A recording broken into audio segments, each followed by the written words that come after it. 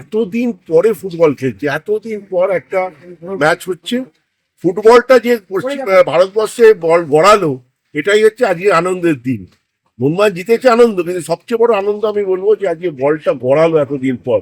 এটা নিয়ে এত দিন ধরে হচ্ছিল যে ফুটবল হবে কি হবে না, সেইটা যে ফুটবল শুরু হলো, তার জন্য যারা যারা জড়িত সবাইকে আমি ধন্যবাদ জানাবো যে ফুটবলটা শুরু করার জন্যে। এবং আশা করি আইএসএল এবারে খুব ভালোভাবে হবে এবং মোহনবাগান ডেফিনেটলি চ্যাম্পিয়ন হবে। ভারতীয় ফুটবল খেলা অক্সিজেন পেলো। ফুটবল যখন শুরু হলো তখন তো অক্সিজেন পেলো, যেটা নিয়ে এতদিন ধরে চলছিল।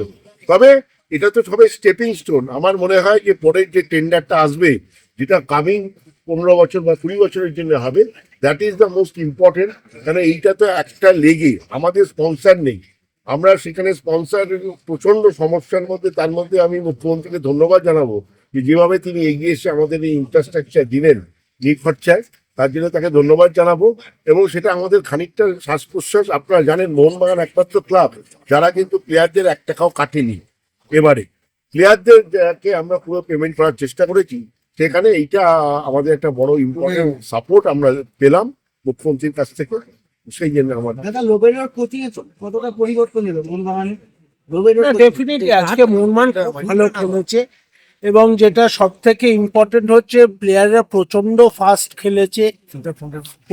ফাস্ট খেলেছে এবং এই আজকে ডেফিনেটলি যেটা দেবাশিস দাও বললো, ফার্স্ট ম্যাচ জেতাটা অলওয়েজ ইম্পর্টেন্ট।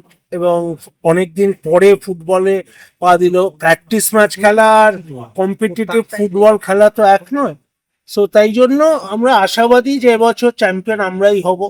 এবং যেভাবে টিম খেলছে এবং যে পোটেনশিয়াল আছে টিমটা, আমরা আশাবাদী। রিমিকে কতটা দেখলেন ইমপ্রুভমেন্ট?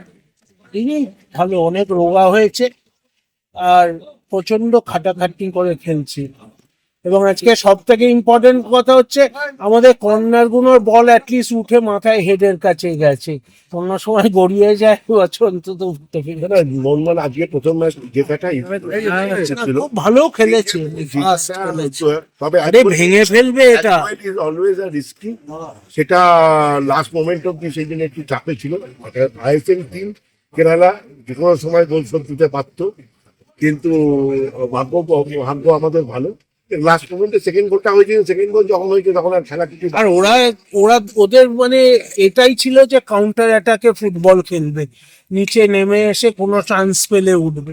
সো সেটাকে আটকে আমরা সেকেন্ড হাফটা একটু চাপের হয়েছিল, বাট আদারওয়াইজ ঠিক আছে। বলছি আজকে একটা টিফো ওখানে হয়েছিল বাংলা ভাষা কেন্দ্রে গিয়ে, যে একটা বার্তা, একটা মেসেজ গেল, সেই কি বলবেন?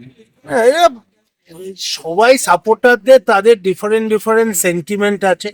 সো এরা বাংলা ভাষা বাঙালিদের নিয়ে একটা যেটা অশান্তি, সেটা ভারতবর্ষ জুড়ে একটা চলছে, সেটাকে সাপোর্ট মানে সেটার বিরুদ্ধে গিয়ে বাংলা ভাষাকে তুলে ধরে যে টিফোটা করেছে, ভালোই করেছে। এবং অনেক আজকে যে আমাদের প্রায় 30,000 সাপোর্টার এসেছে, এই সব ফ্যান ক্লাব এসেছে, তাদের সকলকে ধন্যবাদ।